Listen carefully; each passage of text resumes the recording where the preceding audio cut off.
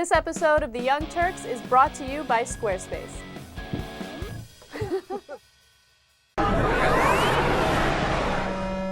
You know, the president appointed this Financial Crisis Inquiry Commission. What they were supposed to do is look into what went wrong on Wall Street and why did we have the financial collapse that we did in 2008 so that it doesn't happen again. Of course, the president wanted to be bipartisan, so he put Republicans on there, he put Democrats on there, he put some independents on there, and he said, just look into this and do a real inquiry.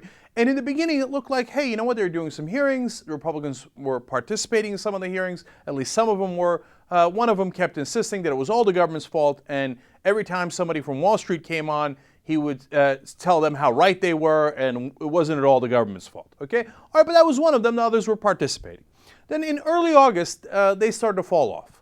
And the ones that were participating before, Holtz-Eakin and Hennessy, started not showing up to commission gatherings anymore and not really participating. So now the Commission is getting closer to issuing their report, and something fascinating has happened. The Republicans have decided that they are going to do a preemptive strike on the report, and that they will not go along with the bipartisan commission. Shocking. I'm sorry I didn't give you a warning there. Probably fell out of your chair. The 4 Republicans on the commission have decided that they're going to issue their report first. And again, I hope you're sitting. It turns out they think it's only the government's fault. But there's a comical twist coming. Okay, they say it is Fannie Mae and Freddie Mac's fault. Now, Fannie Mae and Freddie Mac did contribute to it. We've talked about it on this show a lot, right? Were they the main contributors? Not by a long shot. I love this theory that the government forced people like Angelo Mozilla, who was the head of Countrywide. They forced him to make $600 million. And he's like, oh no, the poor and the minorities made me do it. Oh, $600 million. Okay, what can I do? Or Joseph Cassano from AIG made $600 million. Again, and by the way, you know how much of that he had to return? Zero. Nothing. He just kept the $600 million. But I'm sure he was doing it for the poor and the minorities. It's an absurd argument. Absurd, right? Now, the other part of it is not even an argument. They say the Community Reinvestment Act of 1977 led to this.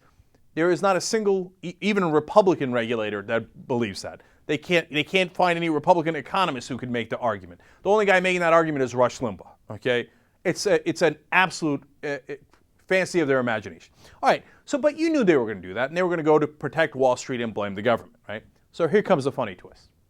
Apparently, they demanded of the commission that if they were going to write the report, and that it was going to be bipartisan, that they would have to omit these words. This is great. One of the words was Wall Street. Now wait a minute. How can you write a report about what went wrong on Wall Street and not say Wall Street? Here are the other words. Shadow banking. Now that's what the AIG and some of the non-banking companies did in taking the derivatives and the gambling, right? Well, other banned words, interconnection.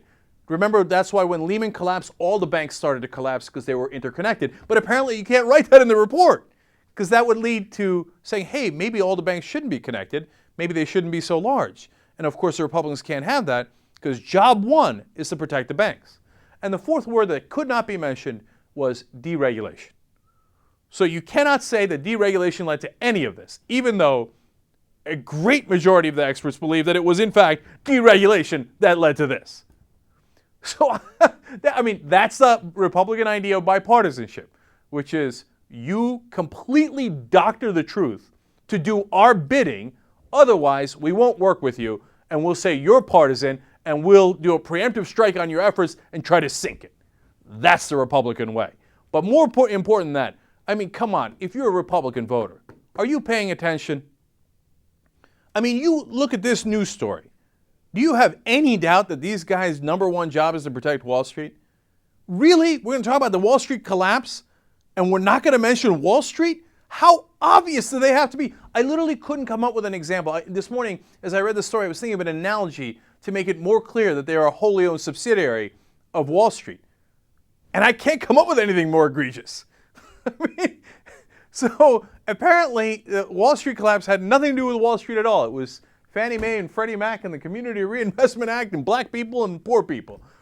But don't mention Wall Street, because they're our guys. They paid us. Now, by the way, Can any reporters look into these guys, by the way? One of them is Peter Wallison. He's a fellow at the American Enterprise Institute. Gee, I wonder if the conservative think tank, the AEI, takes any money from banks.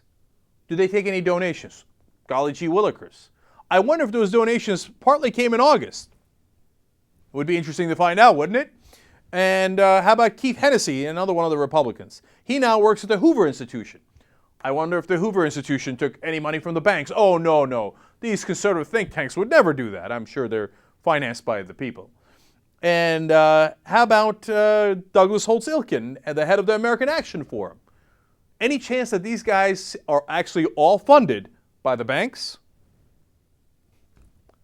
Let's get some reporters on that, okay? My guess is, given past history, past reports I've seen on it, the answer to that is hell yes. But we'll see. I could be wrong. They could have magically had a change of heart and said, all of a sudden, we realized it was poor people that caused the collapse, not Wall Street. I'm sorry, that is a word that cannot be said. I didn't mean to say Wall Street.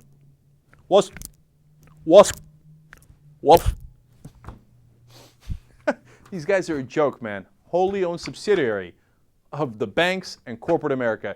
If you're a regular person out there voting for the Republican Party, you are a certifiable, bona fide sucker. New sponsor at the Young Turks, Squarespace. They help you build websites. They've got 24/7 support, and they've built some of the largest websites in the world. They have an iPhone app, so you can edit your website on the go. TYT promo code. 10% off for the life of your order. Squarespace.